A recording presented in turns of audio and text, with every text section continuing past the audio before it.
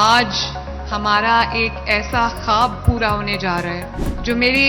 بہت بڑی خواہش تھی اور مجھ سے زیادہ نواز شریف صاحب کی خواہش تھی، کیونکہ نہ صرف پنجاب میں بلکہ پورے پاکستان میں یہ حکومت کا، کسی بھی حکومت کا، پبلک سیکٹر کا پہلا کینسر ہاسپٹل ہے جہاں پہ انشاءاللہ تعالی کسی مریض کو انکار نہیں ہوگا۔ یہ دیکھے بغیر کہ وہ سٹیج 1 کا پیشنٹ ہے، سٹیج 2 ہے، سٹیج 3 ہے، سٹیج 4 ہے، سب کو انشاءاللہ تعالی پوری کوشش ہوگی کہ اس کے اندر ہم کیٹر کریں۔ میں آج علل اعلان کہتی ہوں کہ یہ پنجاب کے عوام کے ساتھ ساتھ خیبر پختونخوا کے عوام کے لیے ہے، سندھ کے عوام کے لیے، بلوچستان کے عوام کے لیے، آزاد کشمیر کے عوام کے لیے، گلگت بلتستان کے عوام کے لیے، اور اسی لیے ہم اس کو تقریباً 920 بیڈز کا ہاسپٹل بنانے جا رہے ہیں۔ 3 سال میں یہ منصوبہ مکمل ہوگا،